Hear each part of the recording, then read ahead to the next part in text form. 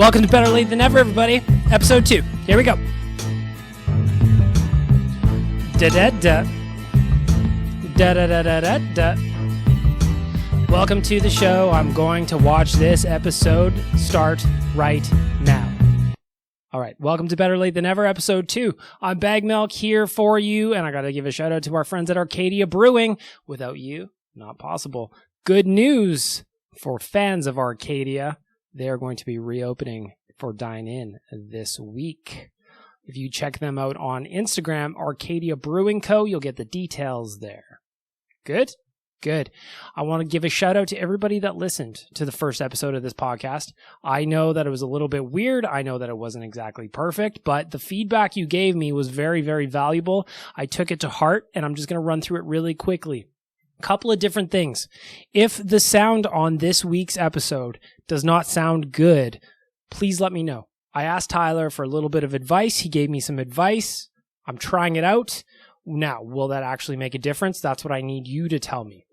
Second piece of advice. You guys talked about pacing. Since it's a show where it's just me talking, I tend to ramble. So, pacing. Bag Milk. Make sure that we've got stuff that's entertaining. Make sure that you're still keeping our focus for the entirety of the show. That means no rambling intros. That means no going on about what you're trying to do. The point here is that if you're listening to this podcast, you already know who I am. You already know what I'm trying to do. And let's just get to it. So I want to thank everybody that listened and sent me a note. There was a lot of you, very, very appreciative, so I'm going to take it to heart. I also want to thank guys like Jason Greger and Reed Wilkins for listening to the show. And again, talking about the pacing. They're like, listen, you said a lot of words in that intro about not very much at all. And there's no reason for it. There's no reason for it. Again, keep the feedback coming in. I want to hear it. The sound, I want to know what it sounds like. I think I may have, at least in my headphones as I'm recording, got rid of the weird, like the high pitch sound that came in and out throughout the podcast. I also think I figured out how to crank up the volume for those of you that were listening with your headphones on. And that's all I'm going to do for an intro. So this is episode 2. There was a lot to talk about tonight, or this week in Oilers Nation. A lot going on, despite the fact that there were no games going on. So let's get to the news.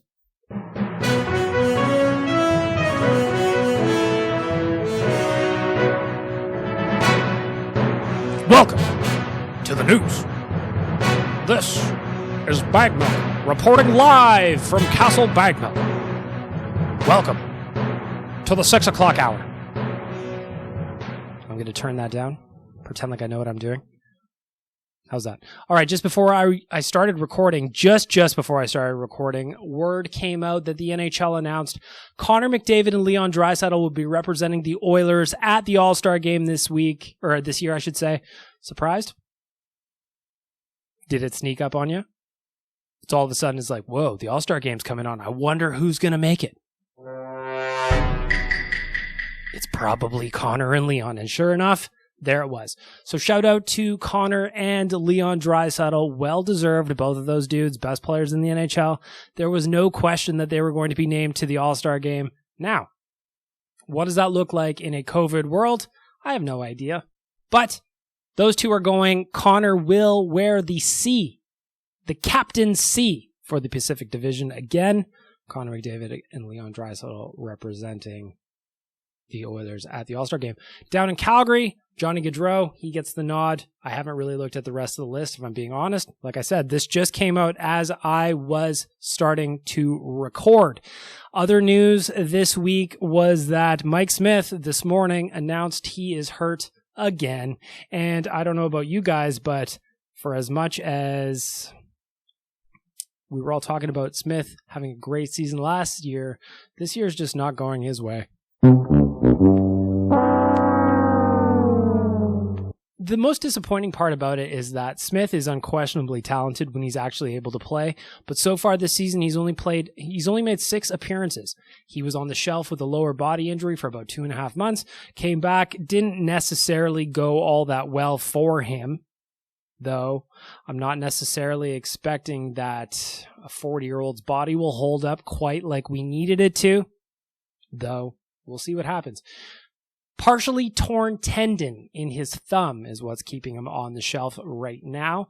That means that Mike Smith will be unavailable for the next week or two. The good news, though, is that the Oilers don't really play a whole lot.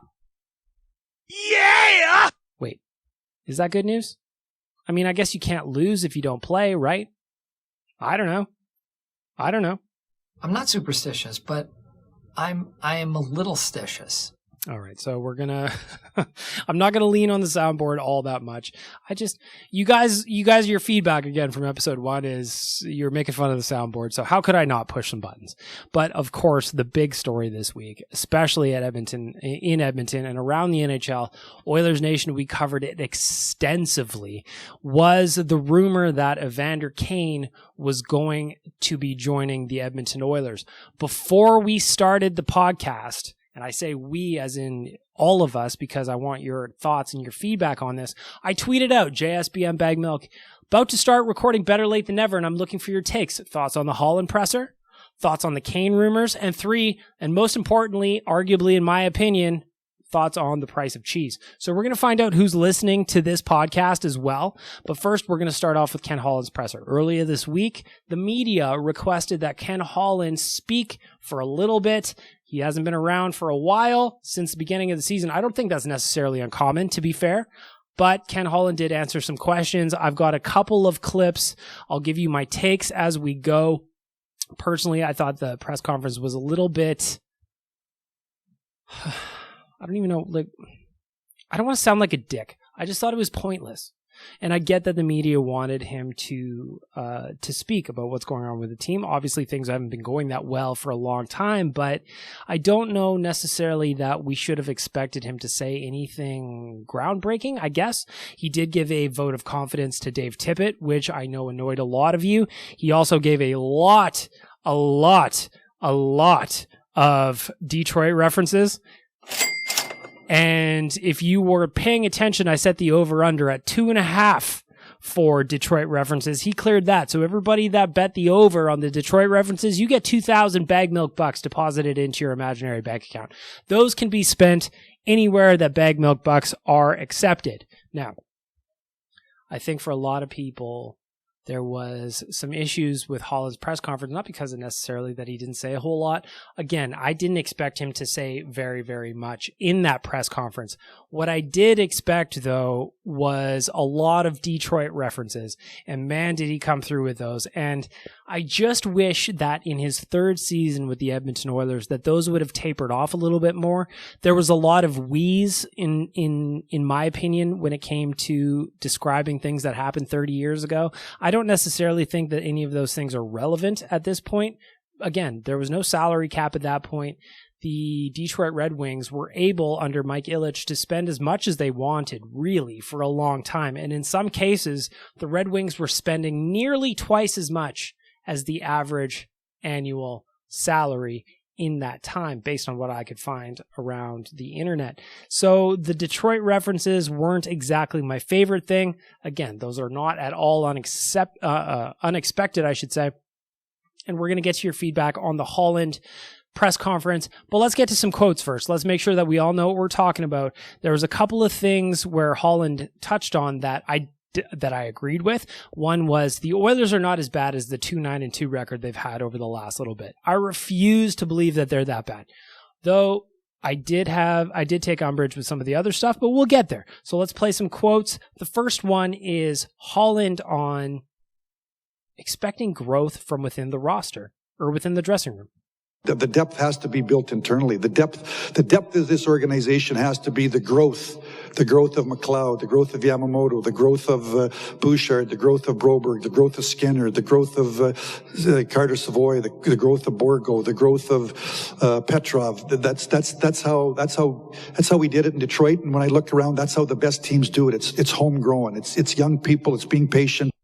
Detroit reference. Again, like that was one of the ones where I don't necessarily disagree with Ken Holland whatsoever. I think that if you look around the NHL, the good teams in this league, they have players that they drafted and developed, and those are the ones that are contributing on their roster. Nobody wins if you rely solely on free agency and trades. You use those things to bolster what you've already got. So in that case, I absolutely agree with Holland. He's right. He's 2,000% right. But when the Oilers have lost as many games as they have recently, people were wondering, what about a young guy like Stuart Skinner? Based on what I've seen, I'm just a fan. I'm not saying I'm media. I'm just a fan. I buy tickets. I buy merch. That's what I do. But based on what I saw at this point, at least for me, Stuart Skinner is the best option that they have in net. So when he was asked about Stuart Skinner being called up and maybe carrying more of the load in net, this is what he said. Play the kids, play the kids, play the kids, play the kids, play the kids, play the kids. Then when the kids make mistakes, we don't like the kids, we don't like the kids, we don't like the kids, get different kids, and the kids go elsewhere and they have success that you thought they were going to have here. I'd rather wait a little bit too long than move too soon. So again, there's parts of that I agree with, and there's also parts of that I don't agree with. At some point, you do not want to throw your prospects in over their head. You don't want to make sure that they're you don't want them fighting above their weight class. The last thing you really, really want is for a prospect to come in and lose his confidence, and then all of a sudden the fan base sours on them, which is admittedly, Oilers fans, I'm pointing at myself too, we do this sometimes. So there's that part of it that I agree with. However, in the sense of Stuart Skinner, in which the context of that question was asked, I personally believe at this stage, he is giving the Oilers the most consistent goaltending that they've got. Now, I don't necessarily believe that he's going to be a Jordan Binnington situation where he was called up to the Blues a few years back. They went to win the Cup. Well, I mean, I hope so, right? That's the hope. That's always the hope. But I don't necessarily think that that's fair to lump that kind of pressure on Skinner. But what I do think is that if he is providing you the best goaltending that you're getting right now, I don't know what is kind of standing in the way of giving him a chance to run with the ball. Either way, when that quote came out, this was basically what you all sounded like.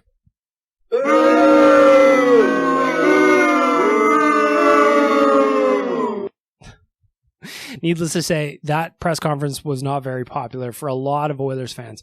And again, I think that there's a lot of what Ken Holland said that I agree with, but there's also a bunch that I did not agree with. He is taking the approach where they're not going to make a change behind the bench. A lot of us were hoping for something like that.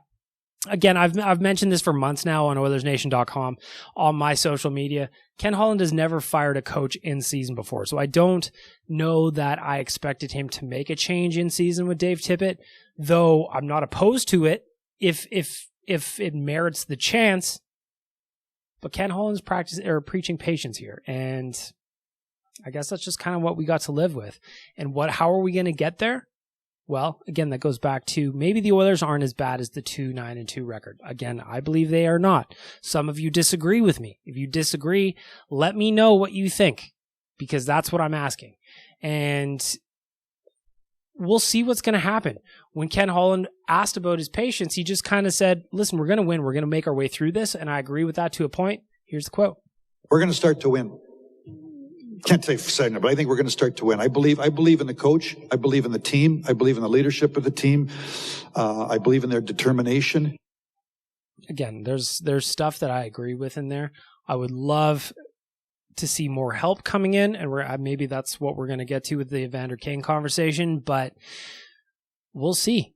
At some point, it is on the players to win these games. It is on the players to find a way to score goals. It is on the coach to find a way to get his group rallying all rowing in the same direction. Will that happen?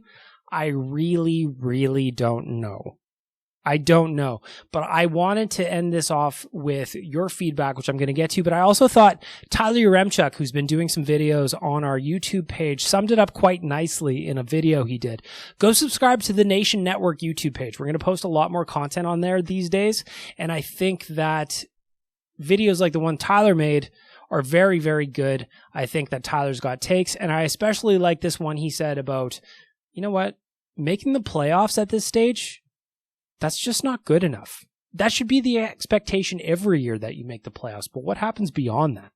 yes, they've been getting to the playoffs, but I don't think that's where the bar should be set for this team. The bar should be winning playoff rounds and going on runs with Connor McDavid and Leon Draisaitl. So he didn't close the door completely, but it certainly didn't make me feel like it was close to happening or that a coaching change is imminent if they lose one or two more games.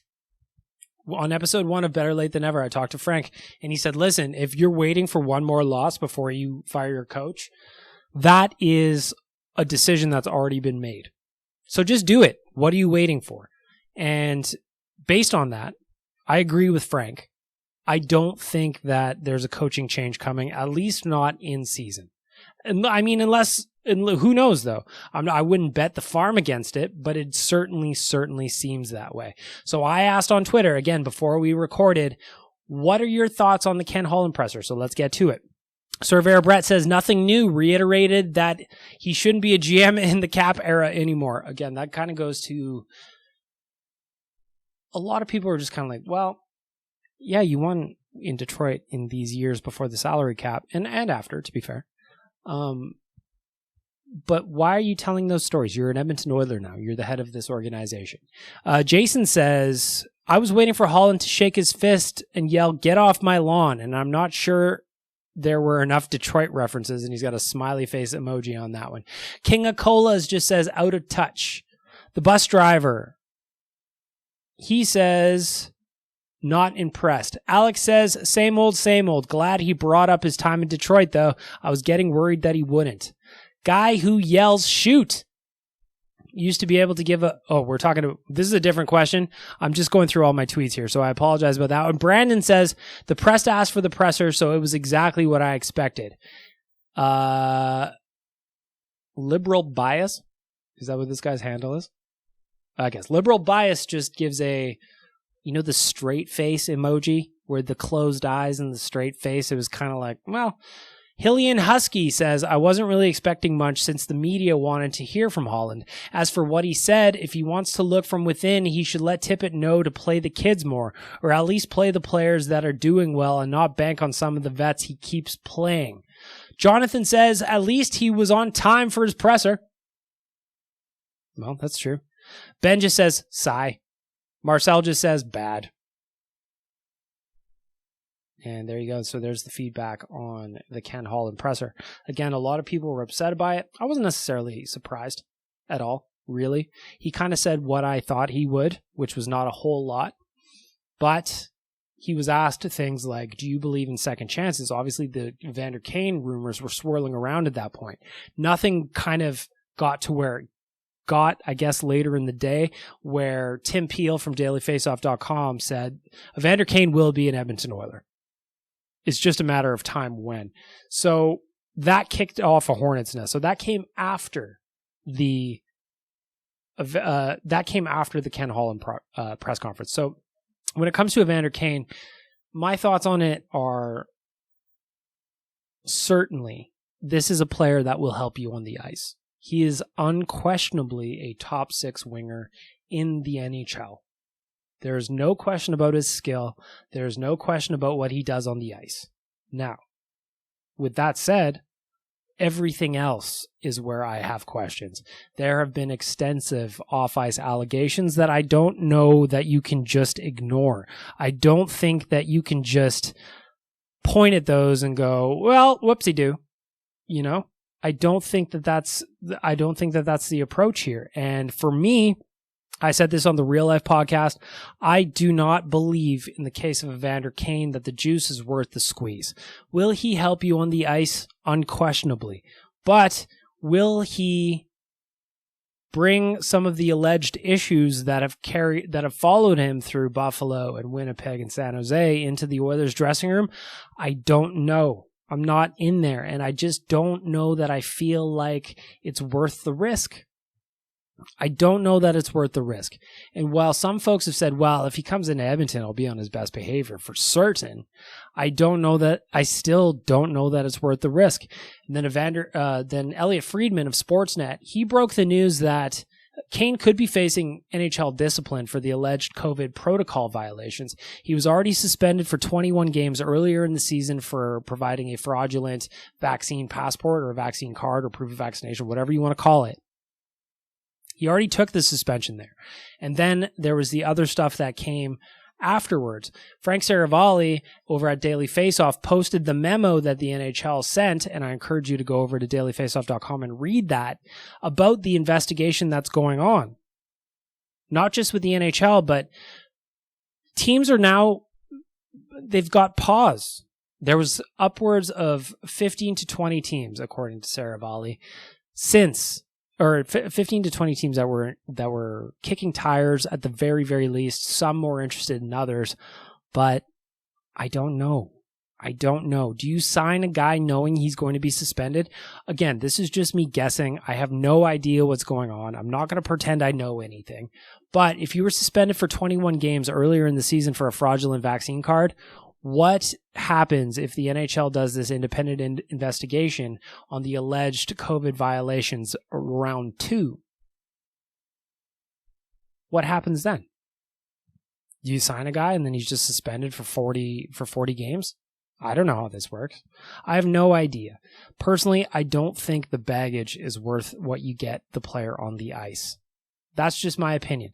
Going back to your feedback, again, I wanted to know what you guys thought. That's what I wanted to know. Surveyor Brett chimed in.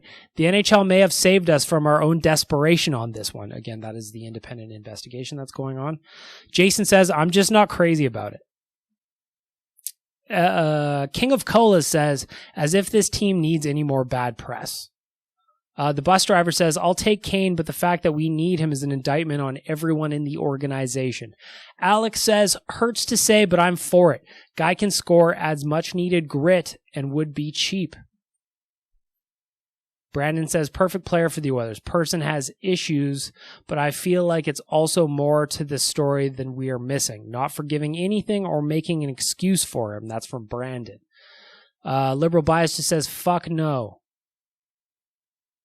Hawaiian Husky says, would not want him here because it will bring bad press, but he actually does come here.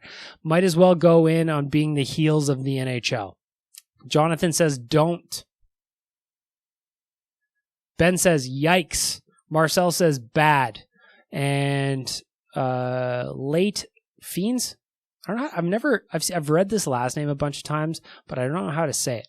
So is Late Fiends, Fiennes, says all the Oilers fans defending it would be dunking on Calgary, Vancouver, Toronto if they were doing this. It's a bad look on the franchise that has had more than its share over the last 15 years. So for the Oilers fans, it's very, very split. And I think that's kind of what I did not expect. I thought more people would be in my camp, where it was kind of like, I don't know that the skill he brings on the ice is worth the distraction off the ice, but I don't know. Yesterday, Connor McDavid was asked about Evander Kane, and he was asked, first of all, there's a clip going around on Twitter right now, and McDavid's taking some heat on it. Happy birthday, by the way, Connor. 25 years old, best player in the NHL, captain of the Oilers. I love him. You love him. There's a clip going around from the Tim and Friends show, and they posted it. His answer was weird. I'm just going to be honest. I thought his answer was weird, but if you watch the full availability, that was probably at that point the second or third time he was asked about Kane, and I don't know that it was fair to keep asking him that, and the answer wasn't good. I'm not going to say that the answer was good, but I also don't know that it was fair to ask him as many times. So that one of the first times he was asked, this is what he said about Evander Kane. Truthfully, I don't think that's a bridge we need to really cross until something is more official. Right now it's all speculation, and obviously Evander's an amazing player, and he's had lots of success over the last couple of years, and whatever else has been going on is not really something that I look into much. I don't particularly like the answer, but I do understand that Connor was asked a bunch of times. I do wish that the Oilers didn't put him in that situation and gave him some more guidance on what an answer should be. If that's even a thing, I have no idea. The interesting thing about this for me, and again, all these allegations are alleged. Many of them are alleged. And what's interesting for me is that there's a lot of Oilers fans defending the move, but some of them are also the same ones that said Taylor Hall was a problem in the room and he had to go. So there was no confirmation on any of the Taylor Hall stuff. There's plenty of stories you can read of alleged incidents with Evander Kane over the years that maybe you want to check out. I don't know. As I'm recording this on January 13th at 6 o'clock, I don't know where this is going to go. Do you sign a player knowing that he could face an extended suspension from the NHL? Do you do that? I don't know that you do. And for me, I just don't think that it's worth it. I just don't think that it's necessarily going to help matters by creating another distraction around a team that doesn't need them right now. I don't think it's worth the hassle. I don't think the player, in my opinion, deserves this chance. Not here. That's just my opinion. If you're different, if you have different thoughts on it, hit me up. JSBM Bagmilk on Twitter. Hi, my name is Bagmilk on Instagram. I don't know. We're going to see what happens. It seems like the Oilers are all over this thing. Every insider in the league, Frank Saravalli, Elliot Friedman, Darren Dreger, they're all saying the Oilers are all over this. Will it actually happen? I have no idea. But what I do know is that there's a lot of people that are upset about it. There's a lot of people that are for it. And we're going to actually see what happens when the dust settles. How long is this investigation from the league going to take? What is the suspension going to look like? What is the punishment going to be? Optically, do you even want the hassle? Again, personally, in my opinion, the alleged off-ice situation is not worth the hassle to me. I don't necessarily think it's worth it, despite the fact that Evander Kane would undoubtedly, unquestionably help off the ice. Or on the ice, I should say. Off the ice, definitely not a help. On the ice, sure. Sure, he'll help. Again, hit me up. JSBM Bagmilk on Twitter. Hi, my name is Bagmilk on Instagram. We're working through Better Late Than Never for our friends at Arcadia Brewing. That's the news. It's time now to get to the voicemail.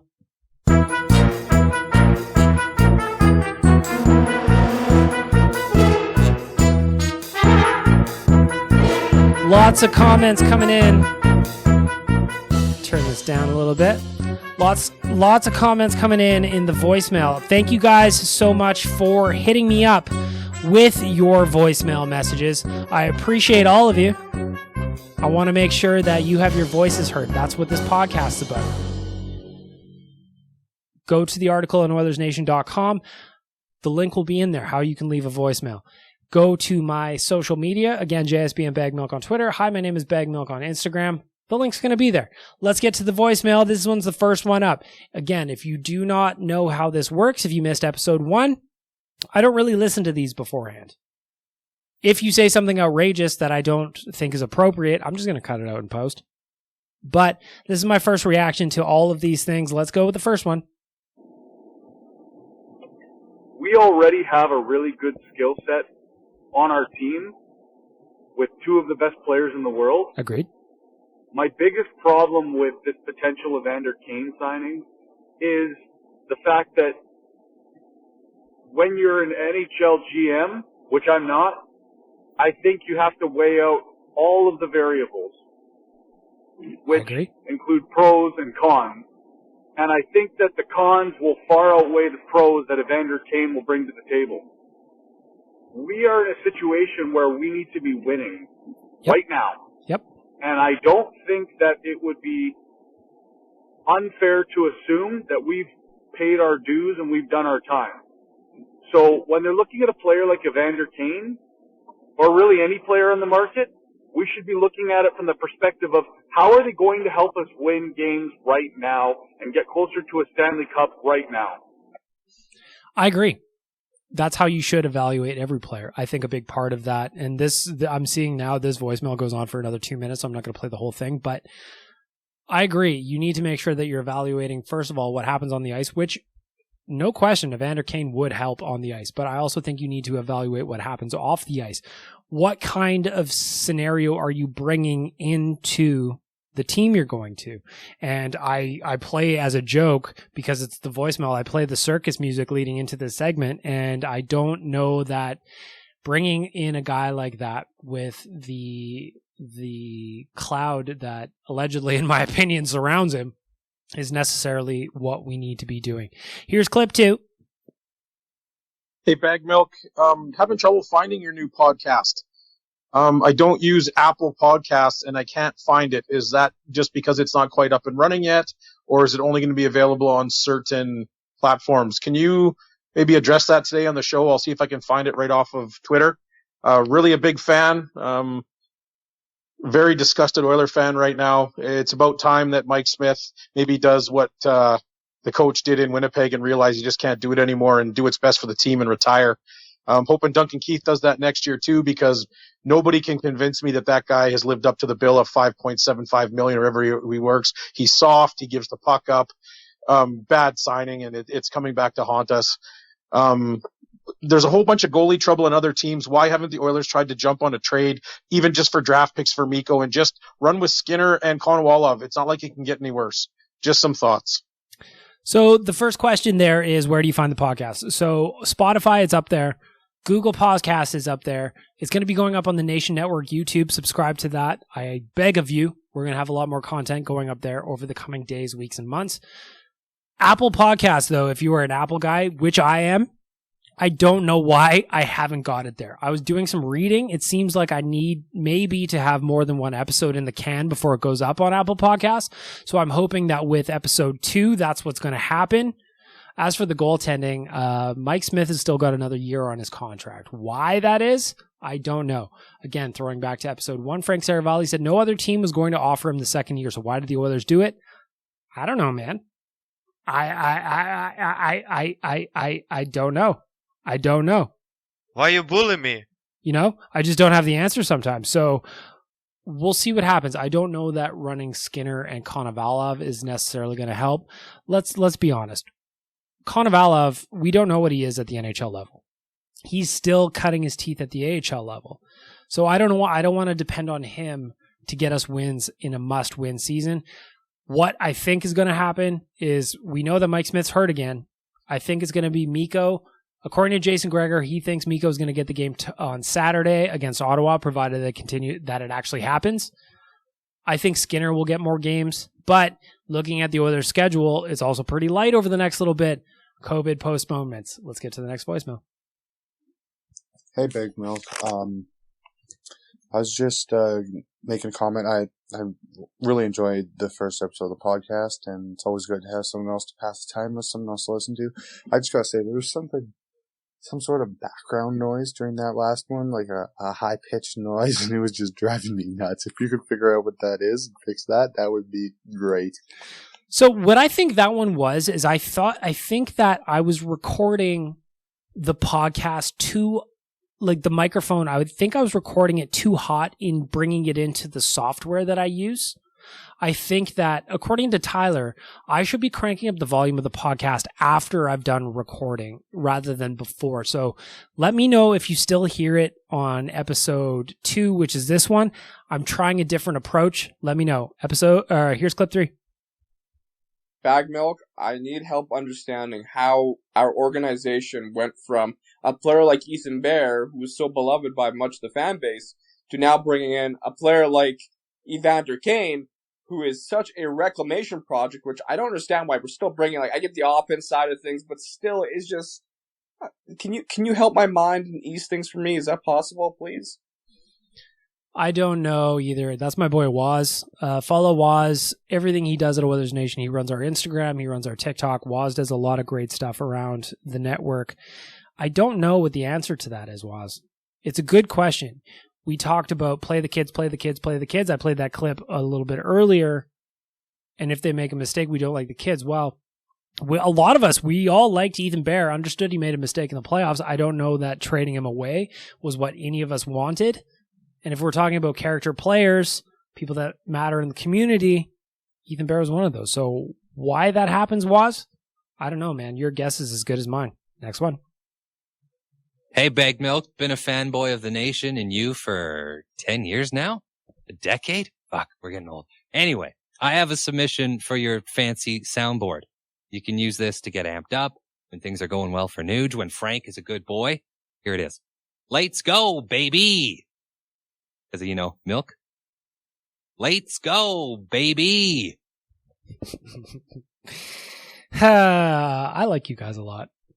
I really, really do. I like you guys a lot. That one is, I don't know. I just like it. It's like it. I like it. Thank you! Right? Maybe I will save that clip for the soundboard. Next clip on the voicemail. Hey, Bag Milk, this is Presto in Regina, Saskatchewan. I think I sent you an email or a message without my email. I'm just going to reiterate that I do think a coaching change might help. Just watch the defensive system. All 5 guys out of position, wingers too low, nobody picking up the guy in the high slot, too many grade A chances, defensemen behind the net together or on the same side of the ice together. Bring up Woodcroft and Manson and release Tippett and Playfair. Give them a chance. Yamamoto has to go. 9 out of 13 games with not a shot on net with the best setup man in the league. Maruti has earned a chance. Bring him up already. We have 4 defensemen that are all, I believe, left-sided that are all needing to be broken in right now. Samorukov, Niemelainen, Broberg, and Bouchard. One of them has to go to bring in a guy like Chychrun who has 200 games experience. He's still young. He's tough to play against, and he's signed long-term. We do need a goalie, but I do think if you improve the team defense and get rid of the guys wide open in our slot consistently, you will see our numbers go up. Every team should be built from the back end out. The Oilers are built from center ice in. Go Oilers. Starting to lose faith in this organization daily. Hope we can turn it around. Keep up the good work. First thing is Evan Bouchard is actually right-handed, so he fits into an organizational depth chart that is a little bit shallow on the right end.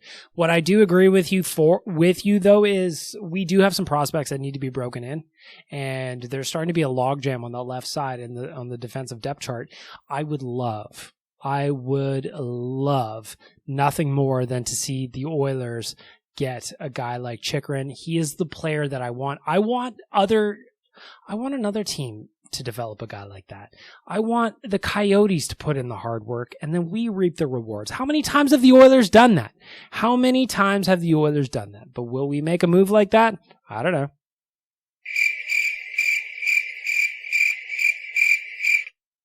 Doesn't seem like we will. But again, I don't know. Next clip. A lot of people are interested in Evander Kane. I just wanted to get it out of the way. I'm personally not. Listening to the podcast, I do agree with you guys that he is a toxic trait to have in the locker room, just based off the amount of teams he's been with. But I'm assuming your opinion is going to be the same, but what are you gathering or hearing about Evander Kane potentially joining the Oilers? And if Ken Holland decides to make a move on him, what do you think the potential outcome is for the team with already what seems to be questionable chemistry?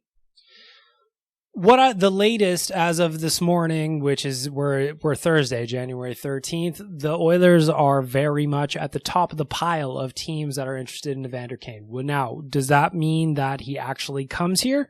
I don't know.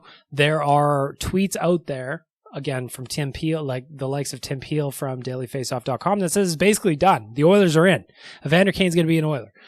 What does it look like? I'm just hoping that it is a contract that takes him to the end of the year. Again, this is assuming it does happen. I don't believe it should, but assuming it does, I hope the contract is just till the end of the year, and then he can go find another team that will take him on. 2 more clips in the voicemail to go. Let's go. Hey, Big Milk, long-time listener, second-time caller. Question about blogging. How long did it take until you started to feel comfortable and hit your stride while writing? Did it come immediately, or did it take a couple of years until you hit that point where you're like, yeah, I'm actually kind of good at this? Thanks, and have a great podcast, and look forward to listening every single week. That's my boy Angus. You can find him at jetsnation.ca. He also runs the Jets Nation Instagram account. To answer the question, I don't even think I'm that good of a blogger at all. There would be a lot of people that would agree with you. I mean, if you want somebody that's technically proficient in what they do, that is not me. But what I do is I can talk about the Oilers with passion. I love this hockey team. Never in my life will I pretend that I am a journalist. I don't pretend I'm the media. I am one of you guys. That's what this podcast is about. I'm just a fan of the Edmonton Oilers, and I don't know why anybody would suggest otherwise. So how long did it take? Years. I still don't think I'm good. I'm very, very much of the opinion that if you have takes, if you have the ability to say stuff about your favorite team or whoever you're covering and be passionate about it and stick to your opinion, that people will either agree with you or disagree with you. And both of those things is good. Both of those things is fine. That's what you want. You want to have interaction. You want to have a following in the sense that you can start a podcast by yourself in your house and you get a page full of voicemails to play because people want to participate with you. That's what you want. When did I get good? I'm not good. I'm not very good at all. What did I do? What do I do? Is I work hard. I knock out content. I keep trying different ideas, and I'm not afraid to fail. If you can bring in some of that into your life, Angus, I promise you, your career as a blogger, if that's what you want to do, by the way, your career as a blogger will advance from there. Don't be afraid to fail. Keep writing. If you have opportunities, consider them, take them. I did so much stuff for Oilers Nation for free before I ever got on staff, just because it was something that I would have been doing anyway. Now, I was very, very fortunate, so don't get me wrong. I had a job at the time. I had extra time in the evenings. So doing something about the Oilers was something I would have done anyway on my own. I just happened to have the opportunity to do it with Oilers Nation, and it turned into something. So my advice here, keep getting your at-bats in. You will fail. You will suck. I still suck. I still fail. People tell me off more than Jesus Christ himself. But you know what? I'm not afraid to fail. I'm not afraid to take swings. I'm not afraid to take chances. Last voicemail for episode 2, Better Late Than Never. Again, the link for my voicemail will be in the article. I'll also be posting that on my social media. Tyler Yaremchuk is so fucking sexy. Okay. One more time. Tyler Yaremchuk is so fucking sexy. Yes. Yeah, I agree. Tyler Yaremchuk. I hope you hear this, buddy. I hope somebody clips this and just tweets it at Tyler. I got to hear that for a third time. One more. Tyler Yaremchuk is so fucking sexy. Good for you, Tyler.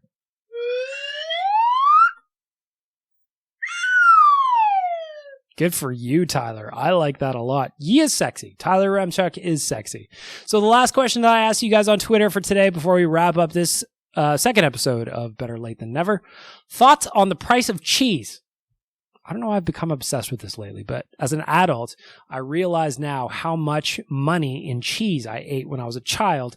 Now that I have to buy it by myself, I'm really upset by the price of cheese. So I was wanting to know your thoughts on the price of cheese. Surveyor Brett chimes in. Got to go to Safeway for the $8.99 block of cheese every time. A deal every week. Jason says only at Costco when it's on sale. Alex says I will pay any price for good cheese. Amen. Good for you. I will also pay any price for good cheese. Brandon says delicious cheeses should be cheaper. Cheese should always be cheaper. And you know what else should be cheaper? Beef jerky. Those two things should always be cheaper. Guy who yells shoot. Used to be able to get a big block of Armstrong's cheese, and sometimes it would be on sale for $8, and those were the good days. Then one day the blocks got smaller, but the price stayed the same. Deep down, we knew that day was coming. It's just a damn shame is all. King of Colas just says too damn high. I agree. The Old Boys Club says I could do a few hours on the price of cheese, buddy. Again, the Old Boys Club, if you follow him on Twitter, he has a Basil's 2-for-1 pizza out in Leduc. Check it out. Their stuff is delicious. So he is talking about that from a place of experience. Jonathan says we'll pay any price for feta. I too love feta. If I'm going to confess something to you here and now, which I will, sometimes I just break off a little chunk of feta. I'll pop that in my mouth. I had it in salads. I had it in wraps. I had it in eggs. I love feta. Liberal bias. I would do anything for a chunk of grana padano right now. Anything. What's grana padano? I'm probably saying that incorrectly. Hang on. I'm going to Google grana padano. Grana padano is a cheese originating in the Po River Valley of northern Italy and is similar to a Parmigiano. Oh, okay. I can get down with that. I can absolutely get down with that. I will take that any day of the week. Ben just says outrageous. Marcel just says bad. And late fines. Cheese is delicious. I agree with that. 100%. With that, I'm gonna bring to you a new request for next week's podcast. Unless something happens this week, in which case I'll jump in for a 10-15 minute emergency podcast. Next week, I'm asking you, give me your grocery deals. Let's make this podcast something where we all, as adults or kids, whatever. Let's make this something where we find each other deals that we can bank on. We could save a couple of shekels. If cheese is on sale, I want to know about it. This past week, I tweeted about it. Pizza Pops at Safeway were 2 for $1 for a box of 4. You know how many boxes I bought? Do you know how many boxes I bought? A lot. I bought a lot of cheese. So with that, we're going to end this off. We're going to say goodbye. It was a busy week for Oilers. Check out all the content at Oilers Nation. I'm cranking it out. Zach's cranking it out. Cam's cranking it out. Gregor's there. Brownlee's there. The whole gang's there. Sid will have articles this weekend. Random thoughts. Here's hoping that on Saturday we actually have a game to watch. That's what I'm hoping for. That's what I'm banking on. I've missed the Oilers. Even though this season hasn't been great, I still miss them anyway. And thank you guys so much for listening. Please keep hitting me up with the feedback. Let me know how the sound goes. Let me know how the pacing went this week. Let me know everything you're thinking about Better Late Than Never, because this is not just my podcast. This is your podcast. And of course, I want to thank our friends at Arcadia Brewing. Without them, this is not possible. Thank you so much for stepping on as a sponsor of the podcast. Thank you for believing in me, even though I had no idea what this was going to be. You signed in for day one, and for that, I appreciate you. And I want to remind you, Arcadia is back open on Friday, which is tomorrow, January 14th. If you haven't been there, get down, have something to drink, have something to eat. They are fine, fine folks, and I could not be happier to have them on as the podcast for Better Late Than Never. Subscribe on Spotify, subscribe on Google Podcasts, Apple Podcasts. Hopefully when episode 2 goes up, that'll be live there as well. I'll be tweeting the links. I'll be putting them on the website. Thank you for following along. This is episode 2 of Better Late Than Never.